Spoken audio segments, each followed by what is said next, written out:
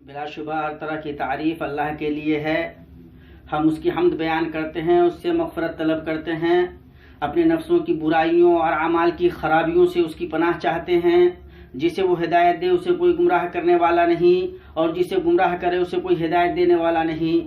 اور میں گواہی دیتا ہوں کہ اللہ کے سوا کوئی معبود برحق نہیں، وہ اکیلا ہے، اس کا کوئی شریک نہیں۔ اور میں گواہی دیتا ہوں کہ محمد اللہ کے بندے اور اس کے رسول ہیں۔ اللہ کی ان پر ان کے آل و اصحاب پہ بے شمار درود و سلامتی ہو۔ اللہ کا فرمان ہے، ترجمہ ہے، لوگوں جو ایمان لائے ہو اللہ سے ڈرو جیسا کہ اس سے ڈرنے کا حق ہے۔ تم کو موت نہ آئے مگر اس حال میں کہ تم مسلم ہو۔ لوگوں اپنے رب سے ڈرو جس نے تم کو ایک جان سے پیدا کیا اور اسی جان سے اس کا جوڑا بنایا، اور ان دونوں سے بہت مرد و عورت دنیا میں پھیلا دیے۔ اس خدا سے، اس اللہ سے ڈرو جس کا واسطہ دے کر تم ایک دوسرے سے اپنا حق مانگتے ہو، اور رشتہ و قرابت کے تعلقات کو بگاڑنے سے پرہیز کرو۔ یقین جانو کہ اللہ تم پر نگرانی کر رہا ہے۔ اے ایمان لانے والو، اللہ سے ڈرو اور ٹھیک بات کیا کرو۔ اللہ تمہارے اعمال درست کر دے گا اور تمہارے قصوروں سے درگزر فرمائے گا۔ جو شخص اللہ اور اس کے رسول کی اطاعت کرے اس نے بڑی کامیابی حاصل کی۔ اما بعد، بلا شبہ اس زندگی میں مسلمان کی سب سے قیمتی چیز اس کا دین ہے، اور ایسا ہو کیسے نہیں جبکہ اللہ نے اس کے دین کے ذریعے ہی اس پر احسان جتایا ہے اور اسے اس دین کی ہدایت دی ہے۔ اللہ کا فرمان ہے، بلکہ دراصل اللہ کا تم پر احسان ہے کہ اس نے تمہیں ایمان کی ہدایت کی اگر تم راست گو ہو۔ اسلام انسان کا ستون ہے، وہ جسم کے لیے روح کی مانند ہے، وہ اس کی سعادت و کامرانی کا سبب ہے، جنت کی راہ ہے، اور اس کے بغیر وہ جنت کی خوشبو کبھی نہیں سونگھ سکتا۔ اللہ کا فرمان ہے، یقین مانو کہ جو شخص اللہ کے ساتھ شریک کرتا ہے اللہ تعالیٰ نے اس پر جنت حرام کر دی ہے، اس کا ٹھکانہ جہنم ہی ہے، اور گنہگاروں کی مدد کرنے والا کوئی نہیں ہوگا۔ اور آپ صلی اللہ علیہ وسلم نے ارشاد فرمایا، صرف مسلمان نفس ہی جنت میں داخل ہوگا۔ اس حدیث کو بخاری اور مسلم نے ابو ہریرہ رضی اللہ تعالیٰ عنہ سے روایت کیا ہے۔ اللہ تعالیٰ کسی سے بھی سوائے اسلام کے کسی دین کو قبول نہیں کرے گا۔ اللہ کا فرمان ہے، بلا شبہ اللہ کے نزدیک دین اسلام ہی ہے۔ تو جو کوئی بھی محمد صلی اللہ تعالیٰ علیہ وسلم کی بعثت کے بعد اللہ سے کسی ایسے دین کے ساتھ ملے گا جو آپ صلی اللہ علیہ وسلم کی شریعت کے مطابق نہیں، تو اسے قبول نہیں کیا جائے گا۔ جیسا کہ اللہ تعالیٰ کا فرمان ہے، جو شخص اسلام کے سوا اور دین تلاش کرے اس کا دین قبول نہ کیا جائے گا اور وہ آخرت میں نقصان پانے والوں میں ہوگا۔ اور یہ دین مشرکین کے دین کے ساتھ متفق نہیں ہے، بلکہ یہ اس کے خلاف ہے اور اس سے جدا ہے، جیسا کہ اللہ تعالیٰ نے اپنی کتاب کریم میں اس کی تاکید کی ہے۔ اللہ کا فرمان ہے، تمہارے لیے تمہارا دین ہے اور میرے لیے میرا دین ہے، یعنی تمہارے لیے کفر کا وہ دین ہے جسے تم مانتے ہو، اور میرے لیے اسلام کا وہ دین ہے جسے میں مانتا ہوں۔ تمہارے لیے وہ کفر کا دین ہے جسے تم مانتے ہو، اور میرے لیے اسلام کا وہ دین ہے جسے میں مانتا ہوں۔ اسی لیے مسلمان اپنے دین کی اصلاح کا حریص ہوتا ہے، اور اسی لیے آپ صلی اللہ علیہ وسلم کی دعاؤں میں سے تھا، اے اللہ میرے لیے میرے دین کی اصلاح فرما جس میں میرے معاملات کی حفاظت ہے۔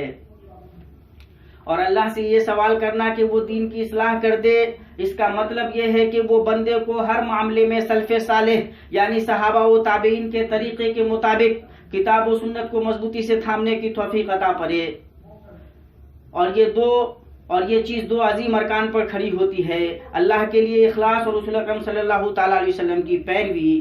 ان دو اصولوں کو مضبوطی سے تھامنا بندے کے لیے ان تمام برائیوں، گمراہیوں اور انحرافات سے حفاظت کا ضامن ہے جو دین و دنیا کو ضائع کر دیتی ہیں۔ مسلمان بندے کو چاہیے کہ وہ اپنے رب سے ثبات قدمی کی بکثرت دعا کرے۔ ام سلمہ رضی اللہ عنہا سے روایت ہے کہ انہوں نے کہا، آپ صلی اللہ علیہ وسلم اکثر یہ دعا کیا کرتے تھے، اے دلوں کے پھیرنے والے میرے دل کو اپنے دین پر ثابت رکھ۔ اسے ترمذی نے روایت کیا ہے۔ بھائیو، دین میں مصیبت سب سے بڑی مصیبت ہے، اسی لیے نبی صلی اللہ علیہ وسلم اپنے اس قول کے ذریعے دعا کیا کرتے تھے، اور ہمارے دین میں ہماری مصیبت نہ بنا۔ مصیبتیں انسان کے مال یا جسم یا گھر یا اہل و عیال میں ہوتی ہیں، اور یہ سب کی سب دین کی مصیبت کے سامنے ہلکی اور آسان ہوتی ہیں۔ جسے دنیا میں موت، ڈر، بھوک، فقر، بیماری یا کسی اور چیز کی مصیبت لاحق ہوئی تو اس کی دنیا سے اس کے مقدر کے بقدر کم ہوا۔ پھر اگر اس نے صبر سے کام لیا، ثواب کی امید رکھی اور راضی رہا تو اللہ اسے اس سے بہتر سے نواز دے گا۔ قاضی شریح رحم اللہ نے کہا، میں مصیبت سے دوچار ہوتا ہوں تو اس پر اللہ کی 4 مرتبہ حمد بیان کرتا ہوں۔ میں اس کی حمد بیان کرتا ہوں کہ مصیبت جتنی ہے اس سے بڑی نہیں ہوئی، اور اس کی حمد بیان کرتا ہوں کہ اس نے مجھے اس پر صبر کی توفیق بخشی، اور اس کی حمد بیان کرتا ہوں کہ اس نے مجھے توفیق دی کہ میں جس چیز میں ثواب کی امید رکھتا ہوں اس کی طرف لوٹ سکوں، اور اس کی حمد بیان کرتا ہوں کہ اس نے مصیبت کو میری دین میں نہیں بنایا۔ دین میں مصیبت کی 2 قسمیں ہیں، یا تو انسان نافرمانیوں سے آزمایا جائے جیسے اکل حرام یا بد اعتقادی، یا پھر اس سے بھی بڑی معصیت سے آزمایا جائے جیسے شرک، کفر، نفاق اور ان جیسی چیزیں۔ یہ ہلاکت خیز ہے جیسے جسم کے لیے موت۔ سوائے دین کی مصیبتوں کے بقیہ ساری مصیبتیں بڑی ہوں یا چھوٹی ہوں ہلکی ہی ہیں۔ جس کی نظر میں اس کا دین عزیز ہو تو اس پر اس کا نفس و جان آسان ہو جاتے ہیں۔ یہ صحیح بخاری کے مصنف امام بخاری ہیں۔ جس دن بخارا سے نکالے گئے ہیں ان کا ایک ساتھی ان کے پاس آیا ہے اور اس نے پوچھا ہے، اے ابو عبداللہ، اس دن کے مقابل آج کے دن کو کس طرح دیکھتے ہیں جس دن آپ کو خوب نوازا گیا تھا؟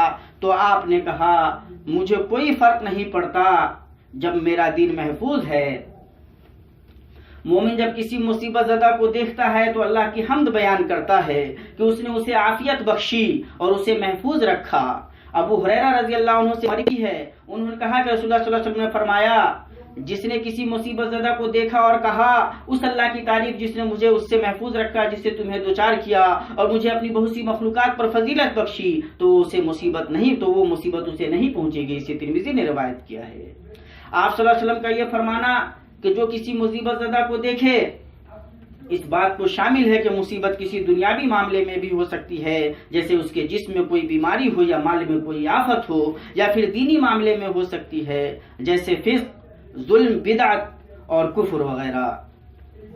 اس میں کوئی شک نہیں کہ اپنے دین کے معاملے میں مصیبت زدہ شخص اپنے جسم کے معاملے میں مصیبت زدہ سے زیادہ خطرناک ہے اور اس کی بیماری زیادہ بڑی ہے۔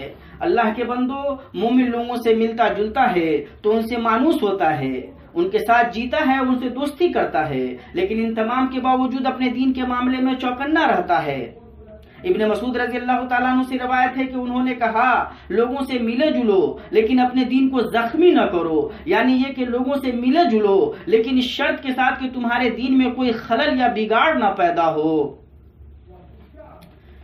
اس عظیم بگاڑ کو ختم کرنے کے لیے شریروں اور فاجروں کی صحبت سے اجتناب ضروری ہے، کیونکہ ان کی صحبت ہلاکت کی طرف لے جاتی ہے، اور طبیعتیں تو اثر قبول کرنے والی ہوتی ہی ہیں، اور انسان اپنے دوست کی عادت، طریقہ اور سیرت پر ہوتا ہے۔ مسند امام احمد میں ابو ہریرہ رضی اللہ عنہ سے روایت ہے کہ انہوں نے کہا کہ رسول اللہ صلی اللہ علیہ وسلم نے فرمایا، انسان اپنے دوست کے دین پر ہوتا ہے تو تمہیں دیکھنا چاہیے کہ کس سے دوستی کر رہے ہو۔ اس کا مفہوم یہ ہے کہ چھانٹو اور منتخب کرو کہ تم کسے اپنا دوست بناؤ گے۔ جو دین میں تمہارے لیے نفع بخش ہو اس سے دوستی کرو، لیکن جو تمہیں دین میں فائدہ نہ پہنچائے بلکہ نقصان پہنچائے تو اس سے دور رہو اور اس سے دوستی نہ کرو۔ اسی طرح مومن ہر اس ذریعے سے ڈرتا ہے جو اس کے دین کو بگاڑے۔ احمد، نسائی، ترمذی اور ابن حبان نے اپنی صحیح میں کعب بن مالک انصاری سے روایت کیا ہے کہ نبی صلی اللہ علیہ وسلم نے فرمایا، وہ 2 بھوکے بھیڑیے جو بکری کے باڑے کی طرف بھیجے گئے وہ اس ریوڑ کے لیے اتنا نقصان دہ نہیں جتنا دین کی بدولت مال و شرف کا حرص ہے۔ یہ بہت عظیم مثال ہے جو نبی صلی اللہ علیہ وسلم نے بیان فرمائی ہے۔ یہ مال اور دنیا میں شرف کے حصول کی برائی سے غایت درجے میں ڈراتی ہے۔ دین کو بگاڑنے کی صورتوں میں سے یہ ہے کہ بعض لوگ جن کا دین نازک ہے اور جن کے یہاں دینی شعور کمزور ہے، وہ علماء اور مفتی لوگوں کی ان آراء اور فتاوا کو اختیار کرتے ہیں جو آسان ہونے کی وجہ سے انہیں راس آئیں اور جو ان کی خواہش کے مطابق ہوں۔ افسوس کہ یہ برا ظاہرہ پھیلا ہوا ہے، یہاں تک کہ ان میں سے بعض لوگ ان مثالوں کو تلاش کرتے ہیں جن کے سلسلے میں ممانعت معروف ہے تاکہ وہ کوئی اور رائے پالیں اور کوئی مسلک مل جائے جو ممنوع امر کے کرنے کی رخصت دے دے تاکہ وہ اپنے نفس کی پیروی کر سکیں اور اپنی شہوت کی تشنگی بجھا سکیں۔ اللہ کی پناہ مسلمانوں، آپ صلی اللہ علیہ وسلم نے جن چیزوں کی خبر دی ہے ان میں یہ بھی ہے کہ اسلام کی اجنبیت جتنی زیادہ شدید ہوتی جائے گی اس کے مخالفین اور اس کے کڑا کے توڑنے والے اتنے ہی بڑھتے جائیں گے۔ اس کے کڑے کو توڑنے والے سے مراد دین کے فرائض و اوامر ہیں۔ ابو امامہ باہلی رضی اللہ عنہ سے روایت ہے کہ آپ صلی اللہ علیہ وسلم نے فرمایا، ضرور بضرور اسلام کا ایک ایک کڑا ٹوٹے گا، اور جب ایک کڑا ٹوٹے گا لوگ اس کے بعد والے کڑے کو پکڑ کر تھام لیں گے۔ سب سے پہلے ٹوٹنے والا کڑا حکم ہوگا اور سب سے آخری نماز و صلاۃ۔ اسے احمد طبرانی اور ابن حبان نے روایت کیا ہے۔ بلا شبہ ہر طرح کی تعریف اللہ کے لیے ہے، ہم اس کی حمد بیان کرتے ہیں، اس سے مغفرت طلب کرتے ہیں، اپنے نفسوں کی برائیوں اور اعمال کی خرابیوں سے اس کی پناہ چاہتے ہیں۔ جسے وہ ہدایت دے اسے کوئی گمراہ کرنے والا نہیں، اور جسے گمراہ کرے اسے کوئی ہدایت دینے والا نہیں، اور میں گواہی دیتا ہوں کہ اللہ کے سوا کوئی معبود برحق نہیں، وہ اکیلا ہے، اس کا کوئی شریک نہیں، اور میں گواہی دیتا ہوں کہ محمد اللہ کے بندے اور اس کے رسول ہیں۔ اللہ کی ان پر ان کے آل و اصحاب پہ بے شمار درود و سلامتی ہو۔